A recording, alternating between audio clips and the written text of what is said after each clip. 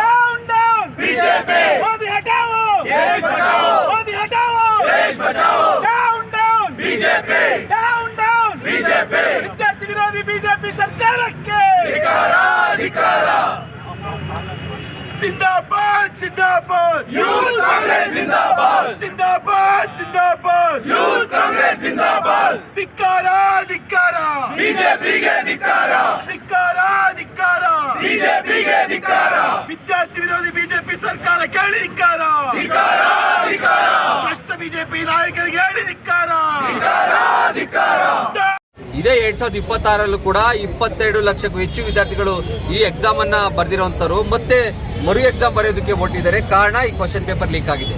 ಈ ಮಾಫಿಯಾವನ್ನ ತಡೆಗಟ್ಟೋದಕ್ಕೆ ಕೇಂದ್ರ ಸರ್ಕಾರದಿಂದ ಯಾಕೆ ಆಗ್ತಾ ಇಲ್ಲ? ಕೇಂದ್ರ ಸರ್ಕಾರದಿಂದ 30 ಲಕ್ಷ ವೋಟರ್ಸ್ ಅನ್ನ ವೆಸ್ಟ್ ಬೆಂಗಾಲ್ ಅಲ್ಲಿ ಡಿಲೀಟ್ ಮಾಡೋದಕ್ಕಾಗತ್ತೆ.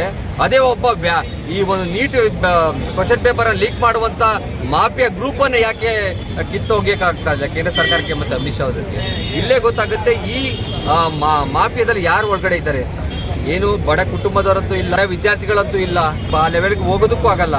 ಯಾಕಂದ್ರೆ ಸಾಲ ಲೀಕ್ ಅನ್ನ ಯಾರು ಮಾಡೋವಂಥದ್ದು? ಯಾರೋ ದುಡ್ಡಿರೋಂಥವ್ರು IAS ಮಕ್ಕಳು, IPS ಮಕ್ಕಳು, ಅಥವಾ ಯಾವುದೋ ದೊಡ್ಡ ಕಾಂಟ್ರಾಕ್ಟರ್ ಮಕ್ಕಳುಗಳು, ಅಥವಾ ಬಿಜೆಪಿ ನಾಯಕರುಗಳ ಮಕ್ಕಳುಗಳು. ಯಾವಾಗ ಕೆಲವರಿಗೆ ಕ್ವಶನ್ ಪೇಪರ್ ಸಿಕ್ತು ಲೀಕ್ ಆಗಿ, ಕೆಲವರಿಗೆ ಸಿಕ್ಕಿಲ್ಲ, ಅವರೇ ಇವಾಗ ಆಚೆ ಬಿಟ್ಟಿದ್ದಾರೆ. ಇದಕ್ಕೆಲ್ಲ ಒಳಗಡೆ ಎಲ್ಲ ಇದರ ಸುತ್ತ ಇರೋರೆಲ್ಲ ಅವರೇನೆ, ಬಿಜೆಪಿ ಅವರೇನೆ. ವ್ಯಾಪ ಮಗಣದಲ್ಲೂ ಕೂಡ ಅವರೇ ಇದ್ದಿದ್ದು ಸುತ್ತ ಕೂಡ.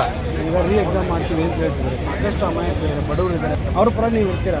ನೋಡಿ, ಏನು ಪ್ರತಿ ತಿಂಗಳು ಓದಿ, ಪ್ರತಿ ರಾತ್ರಿ ಓದಿ ನಮ್ಮ ಟೈಮನ್ನು ಓದಕ್ಕೋಸ್ಕರ ಟೈಮ್ ಇಟ್ಟು ಓದಿ ಇವಾಗ ಎಕ್ಸಾಮ್ ಆಲ್ರೆಡಿ ಬರ್ತಾರೆ. ಮತ್ತೆ ಎಕ್ಸಾಮ್ ಬರೀಬೇಕು ಅಂತಂದ್ರೆ ಅವ್ರು ಓದಿದ್ದೆಲ್ಲ ಶೂನ್ಯ ಅನ್ನೋ ರೀತಿಯಲ್ಲಿ ಕೇಂದ್ರ ಸರ್ಕಾರ ಮಾಡಿದೆ. ಇದನ್ನ ನಾವು ಖಂಡಿಸ್ತೀವಿ. ನಾವು ವಿದ್ಯಾರ್ಥಿಗಳ ಪರವಾಗಿದ್ದೀವಿ. ಯುವ ಕಾಂಗ್ರೆಸ್ಸು ರಾಷ್ಟ್ರಾದ್ಯಂತ ಈ ಪ್ರತಿಭಟನೆಯನ್ನು ಮಾಡ್ತಾ ಇದ್ದೀವಿ. ನಾವು ಪ್ರತಿಭಟನೆಯನ್ನು ಸ್ಟಾರ್ಟ್ ಮಾಡಿದ್ಮೇಲೆ ನಮ್ಮ ಮರು ಎಕ್ಸಾಮ್ ಮಾಡ್ತೀವಿ ಅಂತ ಹೇಳಿದ್ರೆ ಹೊತ್ತು, ಇಲ್ಲಾಂದ್ರೆ ಹಾಗೇ ಇಲ್ಲ ಅಂತ ಸುಳ್ಳನ್ನು ಕೂಡ ಕೇಂದ್ರ ಸರ್ಕಾರ ಹೇಳ್ತಾ ಇದೆ. ಈ ಪ್ರತಿಭಟನೆಯಿಂದ ನಾವು ಮರುಪರೀಕ್ಷೆ ಮಾಡ್ತೀವಿ ಅಂತ ಹೇಳಿದ್ದಾರೆ. ವಿದ್ಯಾರ್ಥಿಗಳನ್ನ ಸರಿಯಾದ ರೀತಿಯಲ್ಲಿ ಪಾರದರ್ಶಕವಾದಂಥ ಎಕ್ಸಾಮ್ ಅನ್ನ ಮತ್ತೆ ಮಾಡಬೇಕು.